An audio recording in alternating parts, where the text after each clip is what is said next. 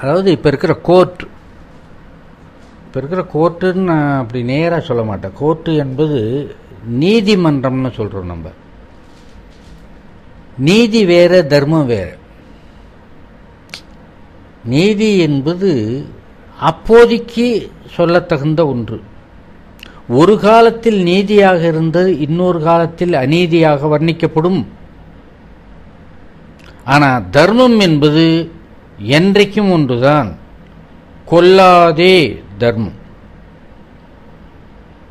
என்றைக்கும் கொல்லாதே பாவம் தான். கொன்றால் பாவம். இப்போ கொன்றால் பாவம் என்பதை கொஞ்சம் நீதியாக்கி பார்ப்போம். ஒரு பசுமாடு ரொம்ப நாள் வியாதியாலே துடித்து கொண்டு இருக்கிறது, பசுங்கன்று. மகாத்மா காந்தியை பார்த்தார், அதை கொன்னுடுன்னார். அது துடிக்கிறத பார்க்க சகிக்கல. அது பிழைக்கும் என்பதற்கான உத்தரவாதம் இல்லவே இல்லை.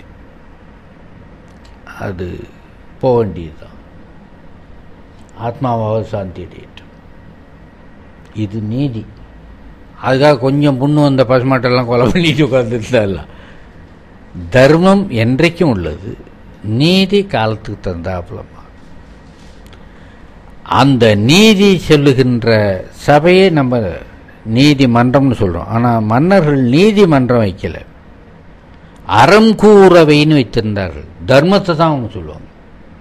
தர்மம் சொல்கிறதுக்கு பெரிய பண்டிதர்கள் பக்கத்தில் இருந்து மனு தர்மத்தில் எப்படி இருக்கிறது, திருக்குறள் எப்படி இருக்கிறது, 14 கணக்கு நூல்கள் எப்படி இருக்குது அப்படிலாம் அவங்க எடுத்து சொல்லுவாங்க.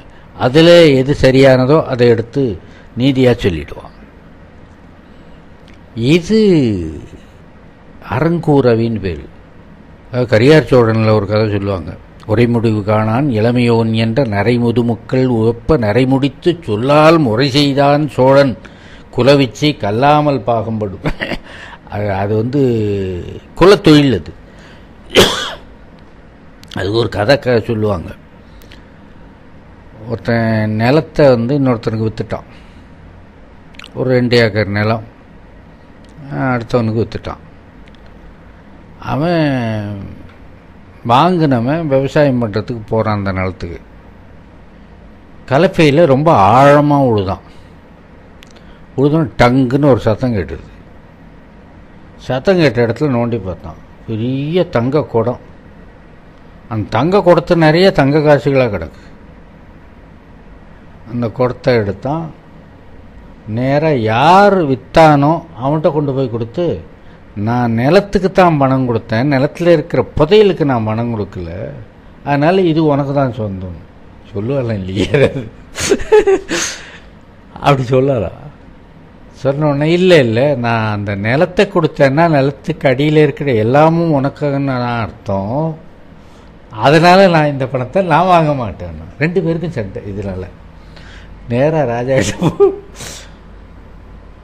ராஜா ரொம்ப சின்னவன். அவன் தீர்ப்பு சொன்னான். அது இன்னொரு இதுக்கு சொல்ல, அந்த குழந்தை எனக்குன்னு 2 தாய் போராடினா வெட்டி எடுத்துக்கங்கன்னு தீர்ப்பு சொல்ல, இல்லை ஒரு தாய் விட்டு கொடுத்தாலும் வரும்ல. அது போல் என்ன தீர்ப்பு சொன்னான்னா, அந்த தங்க இருக்கிறதுன்னு உனக்கு தெரியாது, அதனால் நீ அதுக்குள்ள விலையை எடுக்கலை, அதிகப்படியானதை ஏற்கக்கூடாதுன்னு அவன் இது பண்ணலாம். அதனாலே இந்த தங்கத்திலே 2 பேரும் போராடியதற்காக நான் நாட்டு அரசன் கொஞ்சம் கொஞ்சம் பரிசாக கொஞ்சம் கொஞ்சம் கொடுக்குறேன், மீதி இருப்பது பொதுவான மக்களுக்கான கோயிலுக்கு கொடுக்குறேன். அதனால தான் தங்கம் கொடுக்குற பழக்கம் வந்தது, கோயிலுக்கு தங்கம் கொடுக்குறது. இப்படி ஒரு நீதி சொன்னான், அறம் சொன்னான். தர்மம் என்பது அரசு சார்ந்ததாக என்றைக்கு நிலைத்ததாக இருக்கும். எனக்கும் ஒரு அரங்கூரவை இருக்கிறது. பூதப்பாண்டியன் சொல்கிறான், எனக்கும் ஒரு அரங்கூரவைன்னு ஒன்று வச்சுருக்கேன். அதில் நான் உட்காந்துக்குவேன். பெரிய பெரிய பண்டிதர்கள்லாம் உட்காந்துருப்பாங்க. இந்த பண்டிதர்கள் எல்லாம் தேர்ந்தெடுக்கிறது நான் தான். அவங்க சம்பளம்லாம் கொடுத்து தேர்ந்தெடுத்து வச்சுருக்கேன். இதில் ஒரு மட்டமான ஆளை போட்டு, திறமையே இல்லாத ஒருத்தனை போட்டு அவன் தப்பு தப்பாக எனக்கு சொல்லி கொடுத்து, நான் தப்பு தப்பாக தீர்ப்பு சொல்லி, இப்படி ஒரு குளறுபடியான அரங்கூரவையாக என்னுடைய அரங்கூரவை மாறட்டும் 2வது சபதம். தோற்க செய்யவில்லை என்றால் இப்படி ஒரு அபத்தம் நடக்கட்டும். 3வது, எனக்கு நண்பர்கள் மாவன், ஆந்தை, அந்துவன் சாத்தன், ஆதன் அழிசி, இயக்கன், இந்த அத்தனை பேர் என்னுடைய நண்பர்கள். இவர்களோடு சேர்ந்து உட்கார்ந்து நான் மகிழ் நகை இருக்கைன்னா பொழுது போன பிறகு கொஞ்சம் கள் வைத்து கொண்டு எல்லாரும் கள் குடிச்சிட்டு சிரித்து பேசுகிற நேரம். ராஜாக்களுக்கு அது குற்றம் இல்லை. அந்த நேரத்தில் ஒருத்தர் மகிழ்ச்சியாக வச்சு கொள்வது பதிலாக அடிச்சுக்கிட்டு நிற்கணும். அதிலே கேளிருடு கலந்த என் களி மகிழ்நகை இழுக்கியான் அங்கே தப்பு செய்கிறவன் ஆகட்டும். கடைசியா சொல்றான், இந்த ஜென்மம் முடிஞ்சு அடுத்த ஜென்மம் வந்தால் எனக்கு என்ன பதவி? இதே பாண்டியர் பதவிதான், இதே மக்கள் விரும்புகின்ற ஆட்சிதான் நான் பண்ணுவேன். ஆனால் இந்த போரில் நான் வெற்றி பெறவில்லை என்றால் இந்த போரில் செத்து போய் அடுத்த ஜென்மத்திலே ஒரு கொடூரமான பாவமான குற்றங்களே செய்பவர்கள் மலிந்திருக்கிற ஒரு நாட்டிலே நான் அரசனா பிறப்பேன். அப்போ கூட அரசனா பிறப்பேக்கிறத விட்டுக்கல, ஒரு கொடூரமான நாட்டிலே நான் அரசனா பிறந்து நாளுக்கு நாள் அவதிப்பட்டு கொண்டிருப்பேன் என்று 4 வஞ்சனம் சொன்ன பாடலை பாடி காதல்,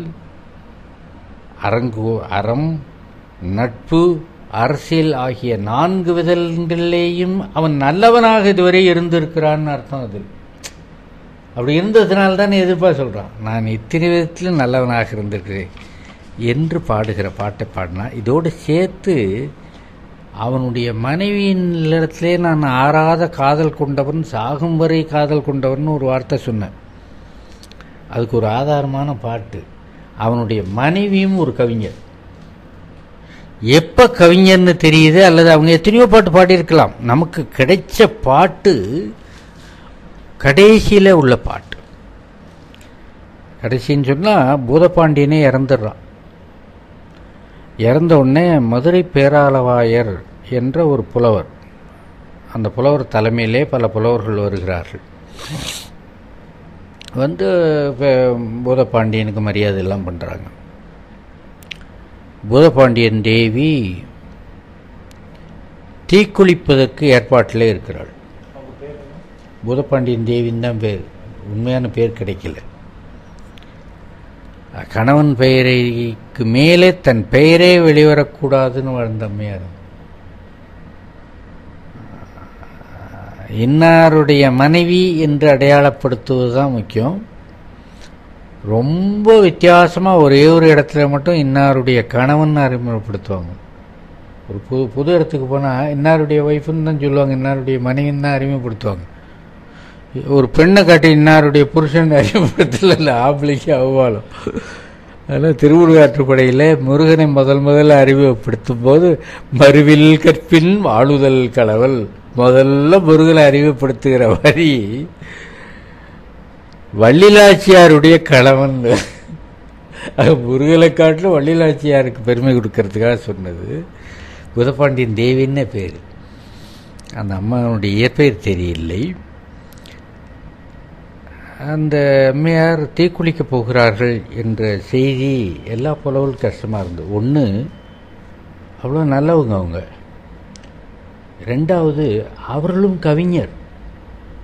அம்மா, நீங்கள் சாதாரண ஒரு அரசமாதேவியாக இறந்து போனால் அதை பற்றி கூட பரவாயில்லை. ஒரு மாபெரும் கவிஞரை அல்லவா நாடு இழக்கிறது. ஏற்கனவே ஒரு கவிஞரை இழந்திருக்கிறோம், அது பத்தாதுன்னு உங்களையும் இழப்பதா, அது எங்களுக்கு சகிக்க இல்லை என்று போய் சொல்லுகிறார்கள். நம்ம கோபம் வந்துடுச்சு. அவங்க பாட்டு பாடுறாங்க பாருங்க, அருமையான பாட்டு. பெரிய புத்திசாலிகளேங்கிறா. அப்படின்னா புத்தி இல்லாதவன்னு அர்த்தம். யார்? மதுரை பேராளவாயர் போன்ற பெரிய புலவர்களை பார்த்து அந்த அம்மா பல்சாண்டீரே,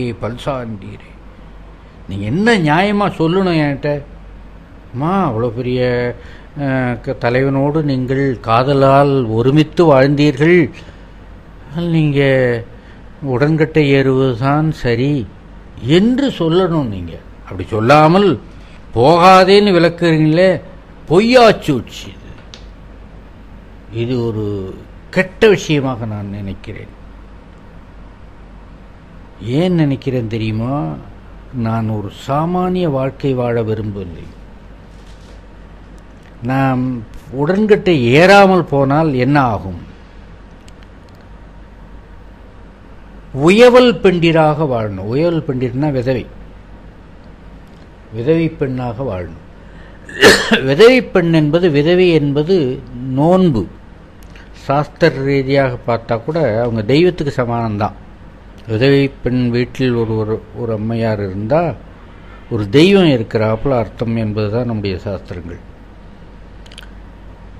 தூமாவதி தேவதை என்று சொல்வார்கள். அந்த விதவியினுடைய சரீரத்திலே தூமாவதி என்ற ஒரு தேவதை இருக்கிறதாக நம்முடைய சாஸ்திரங்கள் சொல்லுகிறது. அதனால்தான் அவங்கள வணங்கணும் என்பது. அவங்க குறுக்க போனால் இல்லை எதுக்க வந்தாங்கன்னா சகுன குறைச்சேன்ல காரியம் நடக்காது. ஏன்னு சொன்னால் தெய்வம் தடை செய்கிறதுன்னு அர்த்தம். அதனால் சொல்கிறாங்களே தவிர அவங்களுக்கு இழிவு அல்ல. தெய்வம் இது தெய்வ சம்மதமான விஷயம் அல்ல அப்படின்னு அர்த்தம். அதனால்தான் அவங்க குறுக்க போகக்கூடாதுன்னு சொல்கிறது. இது சாஸ்திரக்காரர்கள் சொல்லுகின்ற விஷயம். அப்படியெல்லாம் நான் வாழ தயாராக இல்லை. அதுக்கு அவங்க இந்த புகழ் வருவதற்கு, அந்த தேவதை தன்னிடத்தில் இருப்பதற்கு அவங்க என்னென்ன காரியம்லாம் பண்ணணும்னு உங்களுக்கு தெரியுமான்னு கேட்டால், என்னென்ன காரியம் பண்ணோம்? நெய் போட்டு சாப்பிடக்கூடாது. விதவியான நாளிலிருந்து நெய் போட்டு சாப்பிடக்கூடாது. அந்த நெய்யை வர்ணிக்கிறாங்க பாரு. அந்த அம்மாவுக்கு நெய் ரொம்ப பிடிக்கும் போல இருக்கு. அணில் வரி கொடுங்காய் வாழ்போழ்ந்துட்ட அந்த வெள்ளரிக்காயில் வெள்ளரிக்காயை அப்படி வெட்டிடுறது, நீட்டாக வகிர்ந்தா உள்ள அந்த சின்ன சின்ன பருப்பு இளம்பருப்பாக இருக்கும். அது போல் நொர நெய் இருக்கும். நெய் எப்படி வர்ணிக்கிறாங்க? அதை சாப்பிடணும். நறுநெய் அணில்வரி கொடுங்காய் வாழ்போழ்ந்திட்ட காழ்போல் நல் விளர் நறு நெய் தீண்டாது. தொடக்கூட கூடாது நெய்யை. தினமும் ஒரே சாப்பாடு. அது என்னன்னா வேளைக்கீரைன்னு ஒரு கீரை, கொழுப்பில்லாத கீரையாம். அந்த வேளைக்கீரையில் கொஞ்சம் புளி போட்டு இந்த எள்ளை அரைச்சி அதில் கொஞ்சம் விட்டு அதை வேக வச்சு சாப்பிடணும். சாதம் சோறு எப்படி இருக்கணும்? பழைய சோறு, கைப்பிழி பிண்டம், கையால் எடுத்து பிழிஞ்சி ஒரு பிண்டம் வச்சுக்கணும். அதில் இந்த கீரையை கொஞ்சம் புளி போட்டு சமைச்சதை சாப்பிடணும். இதுதான் தினமும் சாப்பிடணும். இப்படி ஒரு விரதம். இது ஒரு நாள் 2 நாள் சாப்பிடலாம். 3வது நாள்லேருந்து கொமட்டிடும். பட்னி கிடந்தே செத்துருவாங்க.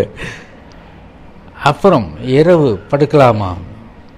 இதெல்லாம் படுக்கக்கூடாது. புருஷன் நினப்பு வந்துடும்.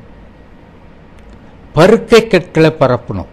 கூழாங்கல் அது மேலே பாயை போட்டு மெத்தையை போட்டு படுத்துக்கலாம். வெறும் பருக்கை கற்கள் மேலே தான் படுத்துக்கணும். பாயே போட்டுக்கிட்டு. இதுதான் வைதவ்யம் என்ற விரதம். என்ன அப்படி இருக்க சொல்றீங்களான்னு கேட்டேன்.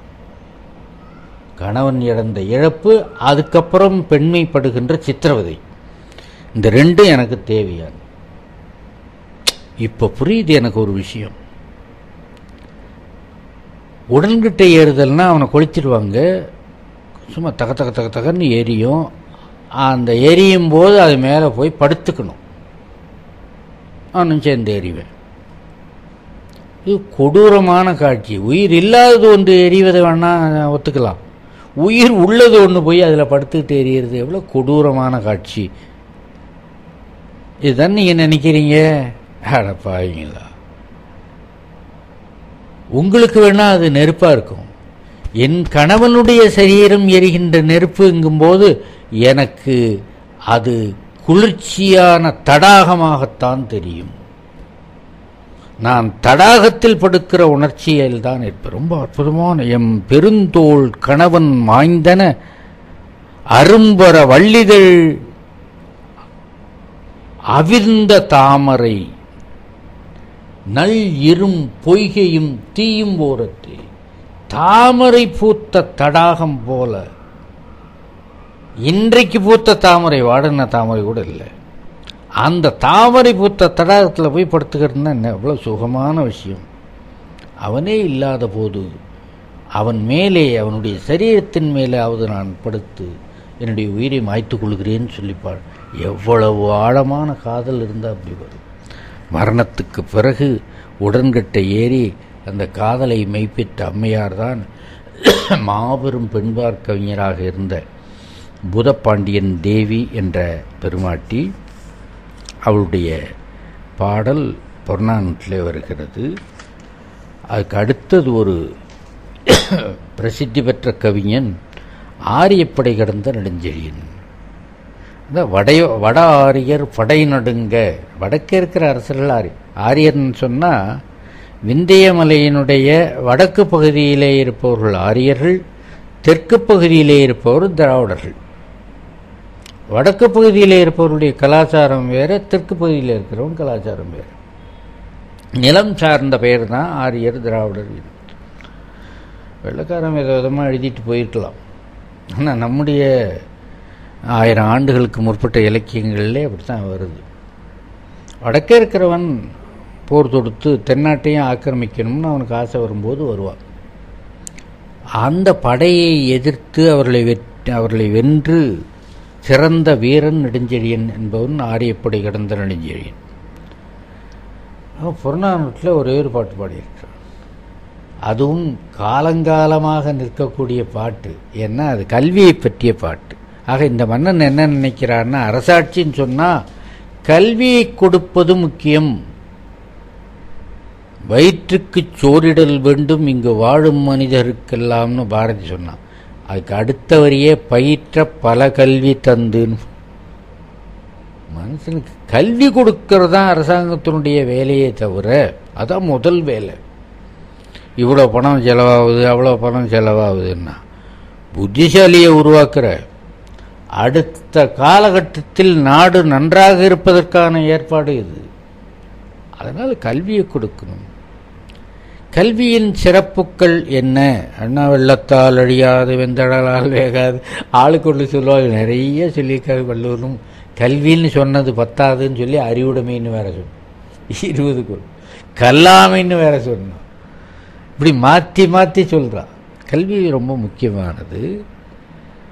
இந்த கல்வியை பற்றி சிறப்பானது என்பதற்கு 3 காரணம் சொன்னது ஆரியப்படை கடந்த. ஒரு காரணம், பெற்ற தாய்க்கு பிள்ளைகளிடத்திலே ஏற்றத்தாழ்வு இருக்கவே இருக்காது. உயர்ந்தவன் ஒருவன் தாழ்ந்தவன் ஒருவன் நினைக்கவே மாட்டான். ஒருத்தன் நிறைய சம்பாதிச்சுட்டு வர்றான்னா அவனை கொண்டாடுறது, ஒருத்தன் பாவம் ஒன்றுமே இல்லாதவன்னு சொன்னால் அவனை தாழ்த்துறது கிடையாது. இந்த சம்பாதிச்சு நிறையா வச்சுருக்கானே அவனை கூப்பிட்டாச்சு, அவன் தம்பி தானே, அவன் பாவம் கஷ்டப்படுறான்ல, அவனை கொஞ்சம் கொடுறான்னு தான் சொல்லுவா தாய், சொல்லுவாளே தவிர இவனை கொண்டாடி அவனை தூக்கி எறிஞ்சிட மாட்டான். ஆனால் கல்வி விஷயம்னு வரும்போது நல்ல படிப்பாளியாக இருந்து பெரும்புகளோடு வாழ்கின்ற ஒரு பிள்ளை, கையெழுத்தே போட தெரியாத ஒரு பிள்ளை, 2 பேரும் சாப்பிட வர போகிறாங்கன்னு வச்சுங்க, கொஞ்சம் இருடா அவர் வர்றாரு படித்தவன் சாப்பிட்டு விட்டோம், உனக்கு அவசரம் இல்லைம்மா. படிக்காதவனை கொஞ்சம் ஒதுக்கி வச்சு படித்தவனை தான் கொண்டாடுவான்.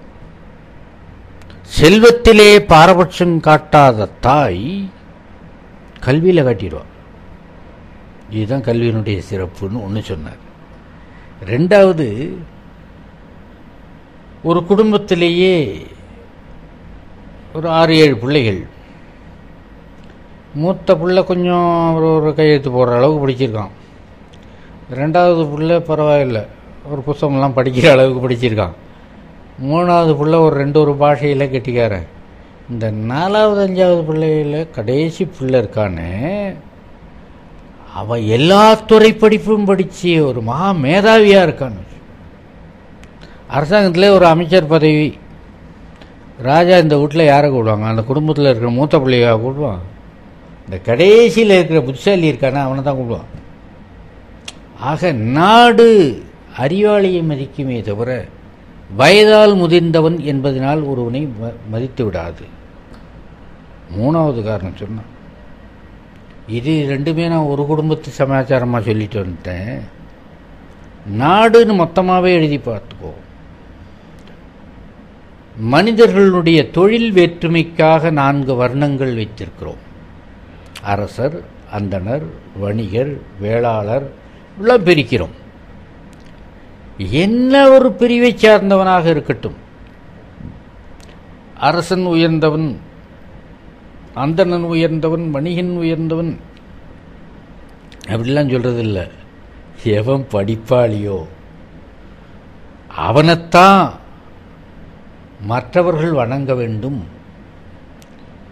கீழ்குலத்தவன் என்று ஒருவனை நீங்கள் சொன்னாலும் கூட அந்த குலத்திலே ஒருவன் கல்வியாளனாக இருந்தாலும் மேற்குலத்தில் உள்ளவன் கூட இவன் பேச்சைத்தான் கேட்டு வாழணும். அப்போ கல்வி என்பது அவ்வளோ உயர்ந்து 3 சொன்னார். இந்த பாடலும் அந்த அறிவுடை நம்பி பாடலைப் போல, இளம்பெரு எழுதி பாடலைப் போல அந்த உலக புகழ்பெற்ற பாடல். உற்றுழி உதவியும் உருபொருள் கொடுத்தும் பெற்ற நிலை முனியாது கற்றல் நன்றி. இதுக்காக என்ன சொல்கிறேன்னா, படி. அரசு ஒரு ஆசிரியனிடத்தில் போய் படி. ஆசிரியனுக்கு என்னென்ன தேவையோ அதெல்லாம் செய்து படி. அவனுக்கு என்னென்ன கொடுக்கணுமோ அதெல்லாம் கொடுத்து படி. அவனை கும்பிட்டு படி. கும்பிட்றதுக்கு வெக்கப்படாதே. அதுதான் உற்றுழி உதவியும் ஒரு பொருள் கொடுத்தும் பிட்டை நிலைன்னா வழிபடுதல். அவனை வணங்குவதற்கு வெக்கப்படாத, கூச்சப்படாத. ரொம்ப அழகான பாட்டு. உற்றுழி உதவியும் ஒரு பொருள் கொடுத்தும் பெற்றலை முடியாது கற்றல் நன்றே பிறப்பு ஓரன்ன உடன்பயிற்றுள்ளும் சிறப்பின் பாலால் தாயுமனம் தரையும் ஒரு குடி பிறந்த பல்லோருள்ளும் மூத்தோன் வருக என்னாது அவருள் அறிவுடையோன் 6 அரசும் செல்லும் வேற்றுமை தெரிந்த நாற்பாலுள்ளும் கீழ்ப்பால் ஒருவன் கற்பின் மேற்பால் ஒருவனும் அவன் கண்படுமே என்று அற்புதமான பாடலை நம்முடைய ஆரியப்படை கடந்த நெடுஞ்செழியன் பாடுகிறார்.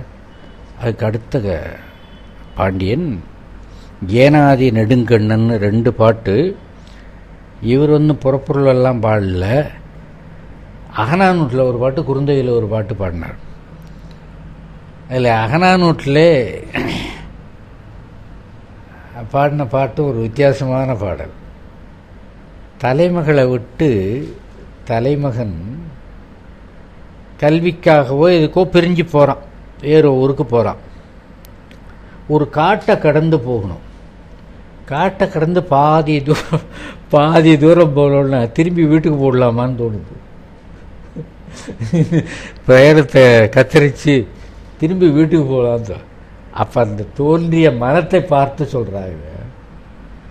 அதில் என்ன காரணத்தினால திரும்பி போகலான்னு தோணுதுன்னா, இருட்டு நேரம் வந்தோடனே தான் அப்படி யோசனையே எனக்கு வந்தது. நம்ம கூட இங்கே எங்கேயாவது மரத்துக்கு கீழே இருந்து தூங்கிடலாம். இது அசௌகரியமான தூக்கம், வசதியான தூக்கம் இல்லை. அதனால தூக்கம் வரும் நமக்கு, ஏன்னா இவ்வளோ தூரம் நடந்திருக்கோம். ஆனால் வீட்டில் வசதியாக இருக்கிற அவள் இன்னைக்கு தூங்குவான்னு நினைக்கிற போகிறதில்லை. பாவம் அப்படின்னு நினைச்சாதான் வர்றாலும் தெரியும். இது ரொம்ப அற்புதமான ஒரு காதல் உணர்வை அந்த வெளியூருக்கு போனால் தான், அந்த பிரிவு என்பது இருந்தால் தான் கூடுதல் என்பது சுகமானதாக இருக்கும். எப்போ பாரு 24 மணி நேரம் ஒன்றா இருக்கிறவனுக்கெல்லாம் ஒன்று சட்டை தான் போட்டுக்கிட்டு இருப்பாங்க. சில நாளாவது பிரிந்து அப்புறம் சேர்ந்தால் தான் அதில் சுகம் இருக்கும்னு பாட்டு. அதுக்கு அடுத்த பாட்டு ஒன்று சரியாக பொருள் சொல்ல தெரியாது எல்லாருக்கும். ஆளுக்கு ஒரு பொருள் சொல்லுவான் அந்த பாட்டை. சம்பிரதாயமாக பார்க்கணும். அதை ஒரு தலைவனுக்கு 2 நண்பர்கள் இருக்கணும். பொதுவாகவே மனுஷனுக்கு 2 நண்பர்கள் இருக்கணும். ஒரு நண்பன் பணக்காரனாக இருக்கணும், ஒரு நண்பன் அறிவாளியாக இருக்கணும். இந்த 2 நட்பு இருக்கணும். பணக்காரனாவே நானே இருக்கேன், அப்புறம் ஏன் இன்னொரு பணக்காரன் நட்பு நான் வேணும்? என்ன உனக்கும் ஆணைக்கும் அடிச்சிருக்கும், எப்போ அவசரத்துக்கு தேவைப்படும் ஒரு நண்பன் வேணும். நானே அறிவாளியாக இருக்கேன், இன்னொரு அறிவாளியாக இருக்கணும். அறிவாளிங்கிறது 24 மணி நேரமும் அல்ல. பெரிய அறியகற்று ஆசட்டார்களும் தெரியுங்கால் இன்மை அரிதே வெளியிட்டு எழுதலாம் திருவள்ளுவர். எவ்வளவு பெரிய படிப்பாளியாக இருந்தாலும் ஒரு நேரத்தில் முட்டாள்தனமாக நடந்து அப்போ வழிகாட்டுறதுக்கு ஒரு அறிவாளி வேணும். இந்த 2 வேணும். அப்போல காதல் வாழ்க்கை நேரத்தில் 2 நண்பர் வேணும். ஒன்று பார்ப்பன பாங்கன், இன்னொரு பாங்கன் இயக்கும் பாங்கன், அவனை வழிநடத்துகிறவன். இந்த பார்ப்பன பாங்கன்னா நல்லா வேதங்கதம் படித்து, அதான் அந்த காலத்தில் கல்வி வேத கல்வி என்பதனால. இதே போல் ஒரு பெண்ணை பார்த்தேன், அவளிடத்துல மனசை பறிகொடுத்து விட்டேன், கடவுள் சித்தம் அப்படின்னு இந்த பார்ப்பன பாங்கன்கிட்ட தலைவன் சொன்னான். ஐயோ கல்யாணம் பண்ணாமல் அதெல்லாம் தப்பு என்று அந்த பார்ப்பன பாங்கன்னு சொல்கிறான். சொன்ன உடனே, நீ வேதம் படிச்சிருக்க, நிறைய பெரிய புத்திசாலியாக இருக்க, உன்னுடைய வேதத்தில் என்ன, இவன் வேதம் படிக்கலை, எழுதா மறைன்னு பேர் வேதத்துக்கு, எழுதாமல் அப்படி சொல்லி சொல்லி வர்றது, அத்தியன முறையால் வருவது என்பதனால தான் எழுதாமறைன்னு அதை சொல்கிறாங்க. அந்த அத்தியன முறையிலே வருகின்ற வேதக்கல்வியை நீ படித்திருக்கிறாய். உன்னுடைய வேதத்திலே நான் கேட்குற ஒரு கேள்விக்கு பதில் இருக்கா சொல்லுன்னு. என்ன கேள்வி?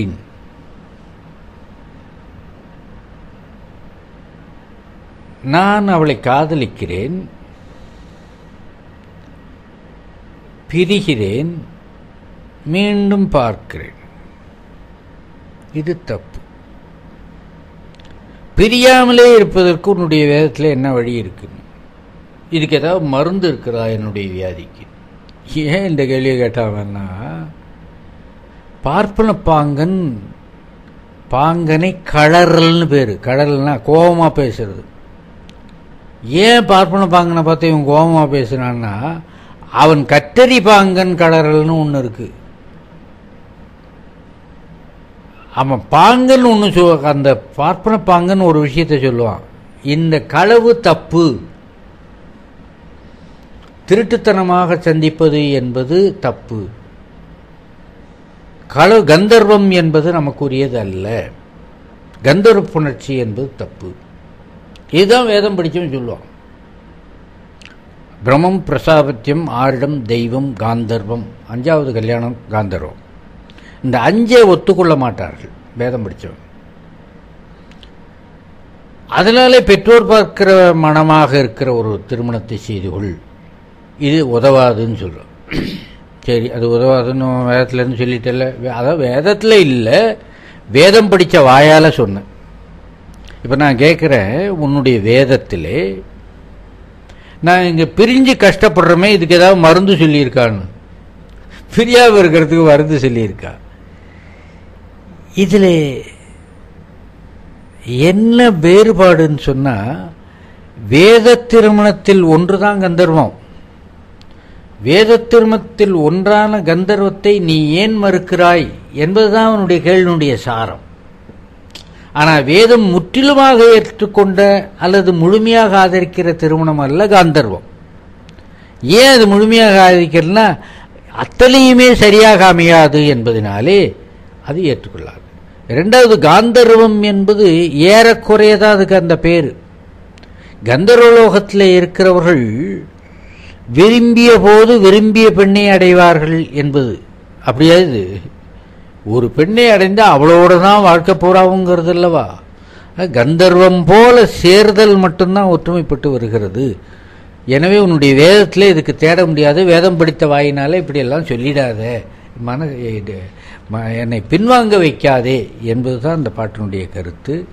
இது ஏனாதி நெடுங்கண்ணன் பார்ப்பன மகனே பார்ப்பன மகனே என்ற பாடலிலே இதை சொல்லுகிறார். பிரிந்தோர் புணர்க்கும் பண்பின் மருந்தும் உண்டோ மயிலோ இதுவே என்று சொல்லு. ரொம்ப பெரிய வியாக்கியானம் இருக்கிறதுக்கெல்லாம் அவ்வளோ சுலபமாக சொல்ல முடியாது. அடுத்தது தலையாரங்கானத்து செருவென்ற நெடுஞ்செழியன். முன்னே பூதப்பாண்டியன் பாடின பாட்டில் ஒரு வஞ்சனம் வந்தது. யுத்தகலத்துக்கு போகும்போது இப்படி நடக்கவில்லை என்றால் இப்படி ஆகும் என்று வஞ்சனம் சொன்னதாக சபதமிட்டதாக வந்ததில்லை. இவன் ஒரு வஞ்சனம் சொல்றான். இவன் தலையாரங்கானம் என்ற ஊரிலே போர் செய்தவன், வெற்றி பெற்றவன். அந்த போருக்கு போவதற்கு முன்னே இவனை பற்றிய பாட்டு 7-8 பேர் பாடியிருக்காங்க. அது பின்னே வரப்போகுது. அந்த 7-8 பேர் பாட்டு அதுலேயும் வருது. இவன் எப்படி சோழ வம்சத்திலே கரிகார் சோழன் ரொம்ப இளமையானவனோ அதே போல பாண்டிய வம்சத்தில் ரொம்ப இளமையிலேயே இவன் அரசனாக வந்தவன். அது கிண்கிணி களைந்த கால் என்று ஒரு பாட்டு வரும். அதில் இன்னைக்குத்தான் இவன் சோறே சாப்பிட்ருக்கான், இவன் நேற்று வரைக்கும் இவன் பால் தான் குடிச்சான், அவ்வளோ சின்ன பையன் என்பதாக அதில் ஒரு ஐயனையும் இன்று ஐந்தனே இன்னைக்கு தான் சோறு சாப்பிட்டுருக்கிறான் என்று வரும். அவனே சொல்கிறான், என்னை எதிர்த்த எதிரிகள் 5 வேளிர்கள், ஒரு சோழன், ஒரு சேரன், இத்தனை பேர் எடுத்து வர்றான் இவன் ஒத்தாள். என்ன நினச்சிட்டு வந்தாங்க? அவன்கிட்ட யானை இருக்கு, குதிரை இருக்கு, தேர் இருக்கு, காலாள் இருக்கு என்ற ஒரு மமதையில் என்ன சொல்லிட்டு வந்தாங்க? இளையன் இவன், பொடியன், நசுக்கி விடும் அப்படின்னு சொல்லிட்டு வந்தாங்களாம். அவருடைய வீரர்கள் இந்த படைகள் எல்லாம் பார்த்து நான் ஒன்றும் பயந்தில்லை. சில வார்த்தைகள், அற்ப வார்த்தைகள் பேசினார்கள். மனசு கடினமாக இருக்கு. சிறு சொல் சொல்லிய சினம் கெழுவேந்தர், அற்ப வார்த்தைகள் பேசினார்கள். இவங்க அத்தனை பேரையும் ஒருங்கு அகப்படேன் ஆயின் அப்படின்னா அப்படியே நொறுக்கி கையில கொண்டு வரவில்லை என்றால் என்னென்ன ஆகும்? 1, என்னுடைய நாட்டிலே வாழ்பவர்கள் இன்றைய தேதி வரைக்கும் நிம்மதியாக வாழ்ந்துட்டு இருக்காங்க. ஆனால் இந்த போரில் நான் தோற்று போனால் அவர்களுக்கு அடைக்கலம் இல்லாமல் போகட்டும், என்னுடைய அரசன் பாண்டிய நெடுஞ்செழியன் கொடுங்கோட்காரன் என்று பழிதூற்றட்டும். அது ஒரு பெரிய அவமானமாக நினைச்சான். இப்பெல்லாம் தலைவர்கள் அப்படிலாம் நினைக்கிறதே கிடையாது. சொல்லுடான்னு 4 பேரை விட்டு சொல்லுவோம், அப்போ தான் பேப்பரில் பேர் வரும். கொடியன் எம் இறை என. அது மட்டும் இல்லை, என்னுடைய நாட்டில் இருப்பவனுடைய கண்களிலே கண்ணீர் வரட்டும். நாடாட்சி சரியில்லைன்னு ஒருத்தன் அழுதுட்டான். அல்லற்பட்டு ஆற்றாத அழுத கண்ணீர் அற்றே செல்வத்தை தேய்க்கும் படையின் திருவுள்ளன்னு சொல்லுவான். ஒரு பிரஜை, ஒரு குடிமகன் மனவேதனைப்பட்டு அழுதான்னு சொன்னால் அரசனுடைய செல்வம் தேயும். அவ்வளோ யாரும் பயப்படுறது கிடையாது. தர்ம நியாயத்துக்கு பயந்த காலத்தில் உள்ள செய்திகள் அது. குடி பழி தூற்றும் கோலேனாக, குடிமக்கள் பழி தூற்றுகின்ற அரசனாக நான் பொண்ணு. இது அரசு சம்பந்தமான சபதம். இன்னொன்று தமிழ்பற்று சம்பந்தமான ஒரு சபதம் விட்டவன் நம்முடைய இலக்கிய வரலாற்றிலே ஒருத்தன் தான். என்னுடைய நாட்டை, என்னை பெரிய பெரிய புலவர்கள்லாம் பாராட்டி பாருகிறார். யார் யார் பாராட்டுறான்னா, ஓங்கிய சிறப்பின் உயர்ந்த கேள்வி மாங்குடி மருதன். மாங்குடி மருதன் ஒரு தலைமை புலவன்.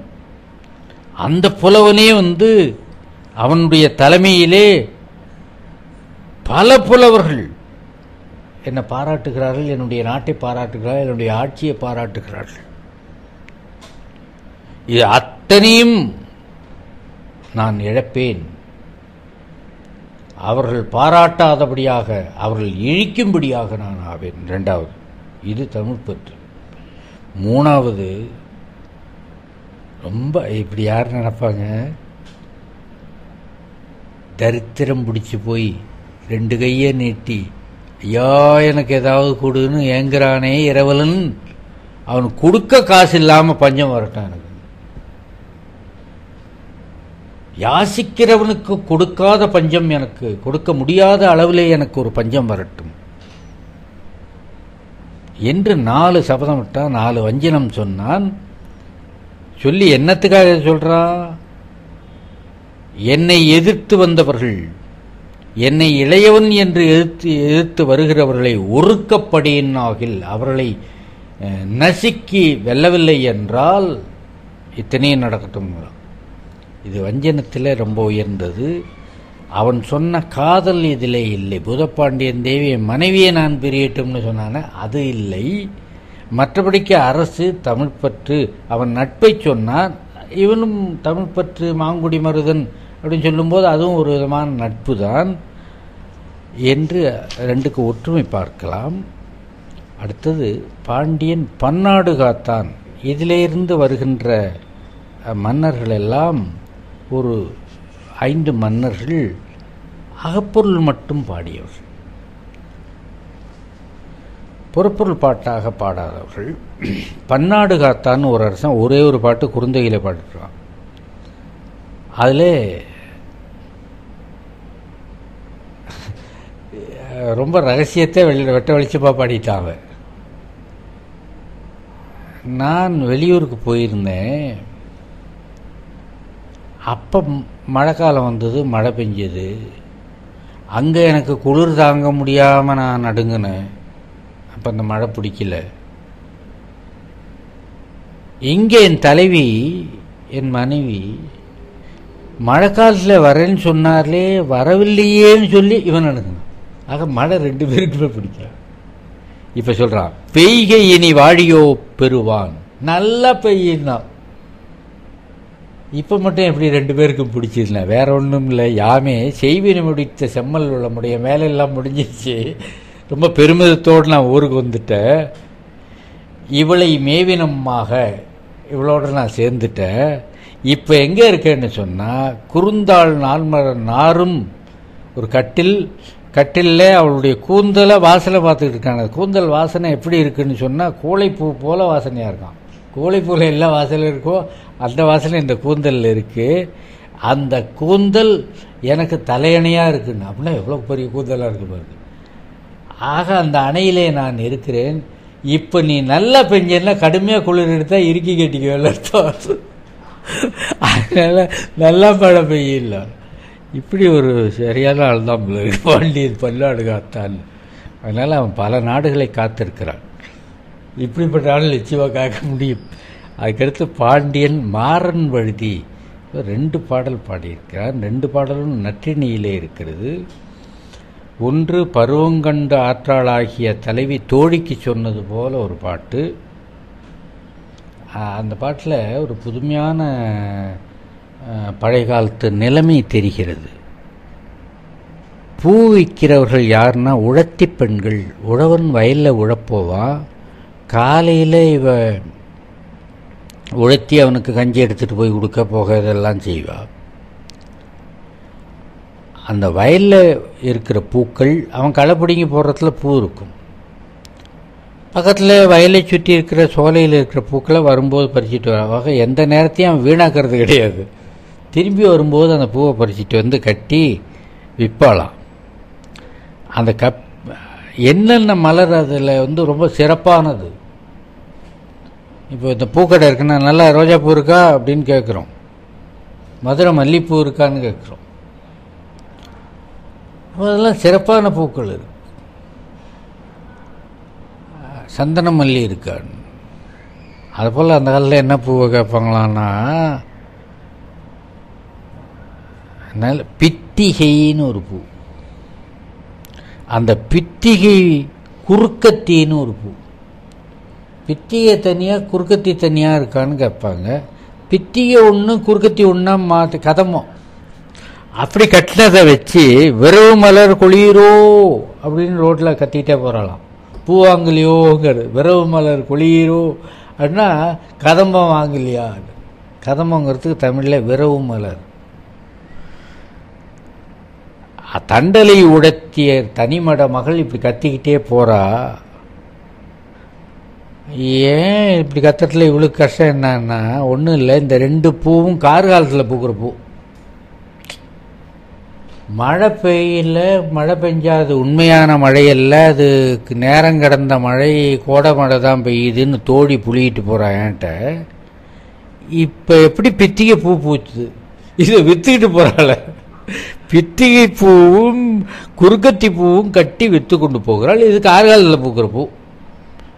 அந்த பூ பூக்குங்கிற ஒரு நேரம் வந்துடுச்சு. பணம் நுங்கு கிடைக்குது, கோடை காலம் வரலன்னா இது என்ன கதை? இது கோடை காலம் வந்தால் தானே பணம் நுங்கு கிடைக்கும். அதை போல அடையாளம் அது.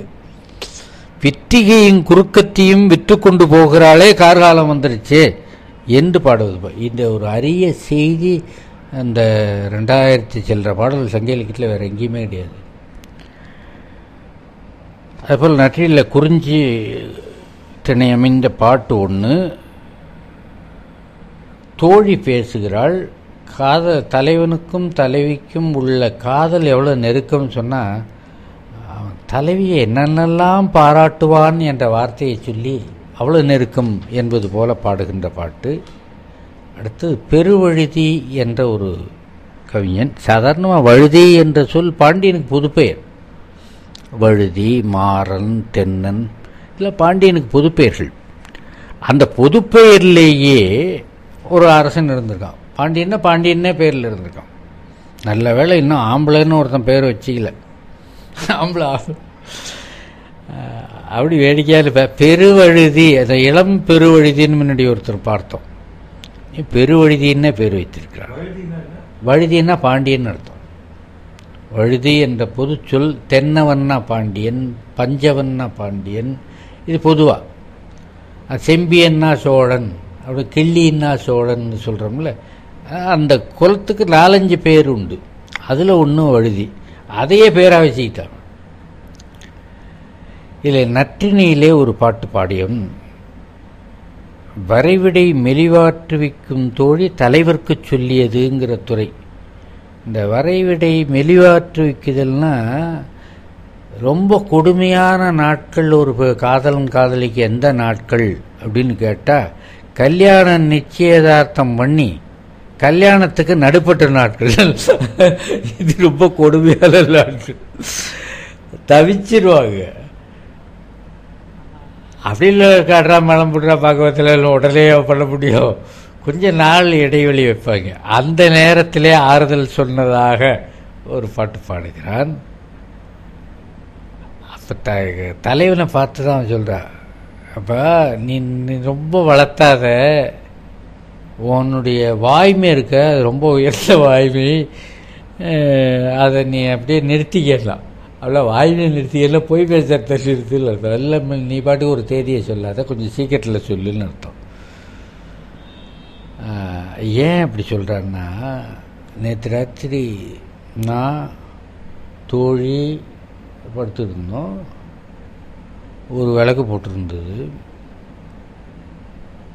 அப்படி புரண்டு புரண்டு புரண்டு படுக்கிறாளே தவிர தூங்கலை. வாயில் எச்சி ஒழுகி ஈமிக்குது. ராத்திரி ஈ வருமானு தெரியல. அருகால் பறவைங்கிறாரு. அடுத்த அறையில் வாசலில் படுத்து கொண்டு இருக்கிறாள் தாய், செவிலி தாய், வளர்ப்பு தாய். அவள் அடிக்கடி திரும்பி திரும்பி பார்க்குறாள். அவளுக்கு என்ன காரணம் தெரியல, தூக்கம் வரல. பித்தமானது ஏதாவது நிறையா சாப்பிட்ருப்பான், தூக்கம் வரல அவளுக்கும். ஒரு கேள்வி கேட்டால் பாரு, எழுச்சி வந்து படுத்து புரண்டுட்டு இருக்கா தலைவியை பார்த்து கேட்குறா, பண்டும் இணையோ ரொம்ப நாளாக இப்படியான்னு கேட்டலாம். அங்கே 1000 அர்த்தம் இருக்குது. பண்டும் இணையையோ ரொம்ப நாளாக இப்படியா அப்படின்னு கேட்டாலாம். அப்படிலாம் ஒன்றும் இல்லை, ஏதாவது ஒன்று சொல்லணும்ல. அப்படிலாம் இப்படி இல்லைன்னு சொன்னால் பொய். இன்ன காரணத்தினால்தான் இப்படித்தான்னு சொன்னால் சொல்லக்கூடாது. இப்போ அதனால் என்ன பண்ணா, அதன் எதிர் சொல்லால் பதில் சொல்ல முடியல. அப்போ என்ன பண்ணான்னா, என்முகம் நோக்கியோல என்ன திரும்பி பார்த்தான். என்னதான் பண்ணுறது, இப்படி ஒரு தர்மசங்கரமான நிலை வந்தது. யாங்கு உணர்ந்து உய்குவள் கொல்லோ. தலைவன்கிட்ட சொல்கிறா, பாவம் அப்பாவி, அவளை ரொம்ப துன்புறுத்தாதே, சீக்கிரத்தில் திருமணம் வைக்கிறேன்னு முடிவு சொல்லிட்டேன், நான் என்றைக்குன்னு சொல்ல பாரு, இந்த இடைப்பட்ட காலம் கொடுமையான காலம் என்பதாக இந்த பாட்டு வருகிறது. அடுத்து மாலை மாறன்னு ஒரு கவிஞன். இது கூட மாறன்னாலும் பாண்டியன் தான். மாறன் வல்லினம் போட்டால் ரெண்டாவது ரா வல்லினம், வல்லினம் பெரிய ரா போட்டால் பாண்டியன் அர்த்தம். அதை இடையினமாக போட்டோம்னா மன்மதன் அர்த்தம். இவன் மாறன் குறுந்தொகையிலே நெய்தல் பாட்டு பாடுகிறான்.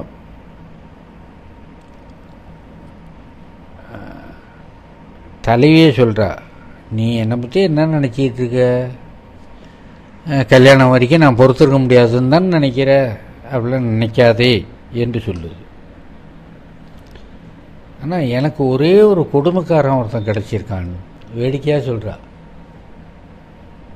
நெய்தல் பாட்டு இது. கடற்கரையில் தோழி பெண்களும் நாமெல்லாம் விளையாட போனோம். ஒரு தோழி காணாம விட்டான். சாதாரணமாக கட்டாந்தரில் நடந்தால் கால் வலிக்கும், சேற்று நிலத்தில் நடந்தால் ரொம்ப கால் வலிக்கும், அதை விட மணலில் நடந்தால் ரொம்ப கால் வலிக்கும். கடற்கரையில் மணல், இதில் தேடி தேடி கால் வலிச்சு. அதில் பட்ட கஷ்டத்தை விட ஒரு கொடுமையான கஷ்டம் உண்டு. இந்த ஆள் பண்ணுற கொடுமை தான் மெல்லியம் புலம்பன் கொடுமை. அவன் என்ன பண்ணான்னா, ரகசியமாக இருந்த காதலை கல்யாணம்னு ஒரு வார்த்தை சொல்லி ஊரறியே பண்ணிட்டான். அது எப்போ நடக்குங்கிறது தெரியாமலே இருக்கு. இப்போ இதில் கொடுமைங்கிறான். பல்லோர் அறிய பறந்து வெளிப்படிலே. எல்லாருக்கும் தெரிகிற அளவுக்கு காதல் வந்து பிறகு கல்யாணம்னு ஆகலைன்னு சொன்னால் எப்பன்னு எல்லாருமே கேட்பாங்க. அதுதான் எனக்கு கொடுமை என்று பாடுவதாக நல்ல பாடல். ஒரு நகைச்சுவை உணர்வு உள்ளவர் நம்ம பாடிய பாட்டு இது. கடைசியில் பாண்டியன் முடத்திருமாறன் என்ற ஒரு அறிஞன் அரசன். இந்த அரசனும் 2 பாட்டு அகப்பொருள் பாட்டு பாடுகிறான். ஒன்று பாலை நிலத்தை பற்றிய பாட்டு. முன்ன ஒரு பாட்டு பார்த்தோம், பிரிந்து போகின்ற தலைமகன் போகும்போதே பாதியிலே திரும்பி வர்றது. இது அப்படியே இல்லை, வேலையை முடிச்சுட்டு தான் திரும்பி வரும். வேலையை முடிச்சு திரும்பி வரும்போது பெரும்பாலும் தேரில் வருவான், தேர் பாகனை விடுவான். என்னடா நீ ரொம்ப மொல்லமாக ஓட்டிகிட்டு இருக்க, 80 கிலோமீட்டர் வேகத்தில் தானே ஓடுது. அந்த வேகம் வாயு வேகம் மனவேகம், அப்படி ஒரு அவசரம் வரும். திரும்பி வரும்போது போகும்போது சுலபமாக போயிடும், வரும்போது ரொம்ப நேரம் ஆகுது போல ஒரு கடினம் இருக்கும். அப்போ தலைவியை பற்றி சொல்கிறா. திரும்பி வரும்போது அவனுக்கு நினைப்பு வருது, ஒரு சூட்சமான செய்தி இந்த பாட்டில் இருக்குங்கிறதுக்காக தான் அதை அவ்வளோ நிதானப்பட்டு சொல்கிறேன். என்னுடைய தலைவியின் கூந்தல் குவளைப்பூ போல நாரும். எல்லாரும் ஒத்துமையாக அதை தான் சொல்லுவாங்க. கூளைப்பூல பெண்ணுடைய கூந்தல் நாரும். கூளைப்பூ தள்ள வச்சுக்குவாங்களான்னா வச்சுக்கிட்டாப்புலேயும் பாட்டு இருக்குது. ஆனால் பொதுவாக கோழைப்பூங்கிறது அப்படி ஒன்றும் அந்த குளத்தில் பூக்கிற பூவெல்லாம் தள்ள வச்சுக்கிறதுங்கிறது குறைச்சி தான். தாமரை இதழ வேணுமானா மற்ற பூக்களோடு சேர்த்து கட்டி வச்சுக்கோங்க. கூந்தலுக்கு இயற்கை மனம் உண்டு என்பதுதான் கடவுளுடைய தீர்ப்பு. சங்கப்புல காலத்தில் கடவுளுடைய தீர்ப்பு இயற்கை மனம் உண்டு. பெண்கள் கூந்தலுக்கு இயற்கையாகவே வாசனை உண்டு. அது என்ன வாசனை? அதுதான் குவளைப்பூ போல வாசனை. நம்முடைய தோலுக்கு ஒரு வாசனை உண்டுன்னு ரொம்ப பேருக்கு தெரியாது. தோலில் கொஞ்சம் தண்ணி தொட்டுட்டு மோந்து பாருங்க, நம்ம தோலுக்கு ஒரு வாசனை இருக்கும். சந்தேகம் இருந்தால் அடுத்தவங்க கையில் கொஞ்சம் தண்ணி தொட்டுட்டு வாசனை பாருங்கள், இந்த வாசனைக்கு அந்த வாசனைக்கும் வித்தியாசம் இருக்கும். உலகத்தில் எத்தனை கோடி பேர் பிறந்தாலும் அவர்களுக்கெல்லாம் ரேகைகளை மாற்றியும் மனங்களை மாற்றியும் கொடுப்பது தான் கடவுளினுடைய அதிசயமான காரியம். அதுக்கெல்லாம் காரணம் நீங்கள் கண்டுபிடிக்க முடியாது, அறிவியல்னாலும் முடியாத விஷயம் அது. இந்த குவளைப்பூ போல என்னுடைய தலைவியின் கூந்தல் வாசனை வரும். அந்த குவளைப்பூ எங்கே இருக்குகிற குவளைப்பூ? ஒருத்தனுக்கு ஒரு விபரீதமான ஆசை வந்தது. இயற்கையான ஒன்றை செயற்கையாக செய்து பார்ப்பதிலே சில பேருக்கு சந்தோஷம். மலை, குன்று, செய்குன்று, அதை போலயே கல்லால் அடிக்க குன்று பண்ணுவான். சாமி மேலே இருக்குல்ல, கல்லாலேயே அடிக்க ஒரு மலையை பண்ணுறது. சோலை என்ன தானாக தான் பூச்செடிகள்லாம் வளர்ந்துக்கும், வேணால் அதை நகாசு பண்ணி அழகுபடுத்தலாமே தவிர இளமரக்கா தானாகவே செய்யுது. இந்த செய்குன்றில் அருவி மேலே கொஞ்சம் தண்ணியை வச்சு ஊற்றி அது இறங்கி வர்றாப்புல பண்ணி வேடிக்கை பார்க்கறது. அதே குற்றாலத்தில் போனால் நிஜமாகவே பார்க்கலாம். இது ஏன் இது ஒன்று செயற்கைன்னா இது மனுஷன் ஆசை. அது அதை போல் குட்டுவன்னா சேரன், ஒரு சேரன் இவனுடைய நண்பன் போல இருக்கு. அவன் குடைவரை சொனைய குடைவரை செஞ்சானா. குடைவரைன்னா குகை, செயற்கை குகை ஏற்படுது. குடைவரை கோயில் பல்லவர்கள் தான் அதில் ரொம்ப கெட்டிக்காரர்கள். அந்த மலையை குடைஞ்சான். குடைஞ்சவனுக்கு ஒரு புது ஆசை வந்தது, இதிலே ஒரு சொனையை உண்டாக்குறான். இல்லை, மலையிலே இயற்கையிலேயே பள்ளம் ஏற்படும். அந்த பள்ளத்தில் தண்ணி தேங்கும், தண்ணியில் பூ பூக்கும், அது ஒரு குளம் போல் இருக்கும். அந்த தண்ணி ரொம்ப இனிப்பானதாகவும் குளிர்ச்சியானதாகவும் இருக்கும்.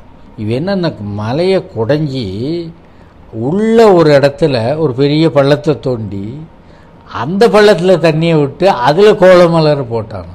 அந்த கோலை போல என்னுடைய தலைவினுடைய இது வாசனோடு ஒரு செய்தி தெரிகிறது. ஆக அந்த காலத்தில் இப்படியெல்லாம் கூட விளையாடி பார்த்திருக்கிறார்கள். குடைவரை கோயிலுக்கு குடைவரைக்குள்ளேயே ஒரு சுனையை உண்டாக்கி பார்த்திருக்கிறார்கள் என்ற ஒரு அற்புதமான கருத்து இந்த பகுதியில் வருது. அதே போல தான் நற்றிணை. இது முடத்திருமானுடைய பாட்டு, நற்றிணையிலே வருகின்ற பாலைப்பாட்டு. இடைச்சுரத்து மீளலுற்ற நெஞ்சினை தலைமகன் கடறியது என்ற கருத்தில் என்ற தலைப்பில் அமைந்தது. குட்டுவன் குடைவரை சுனைய மாயுதற்கோளை வண்டுபடு வான் போது கமழும் அஞ்சில் ஓதி அரும்படரவே. அவளுடைய மனசு துன்பத்தை நீக்குவதற்காக பட்டணியோடிய நெஞ்சி அப்படின்னு மனத்தை பார்த்து சொல்வது போல இருக்குது. அதேபோல் குறிஞ்சியிலேயும் நற்றிணையில் குறிஞ்சி பாடலாகவும் ஒரு பாட்டு பாடுகிறார். இது வழக்கம் போல தோழி, இந்த தோழியின் தலைவி எந்த பக்கமும், வேலிக்கு அந்த பக்கம் தலைவனும் இருக்க, திருமணத்திற்கு விரைந்து செய்யும். இதே ஒரே செய்தியை பல கவிஞர்கள் பல கோணத்தில் பாடும்போது கற்பனை நயத்திலே வேறுபட்டு போகும், சொல்லுகின்ற முறையிலே வேறுபட்டு போகும், சொல்லுகின்ற ஓமைகளிலே வேறுபட்டு போகும். அதிலே பல்வேறு ருசிகள் வரும். இந்த வகையில் 13 பாண்டியர்கள் தமிழ் வளம் செழிக்கவும் அரிய பல அற்புத கருத்துக்கள் விளங்கவும் பழைய காலத்தில் பாடியிருக்கிறார்கள். அது சங்க நூல்களிலே பாடல்களாக நமக்கு இருக்கிறது.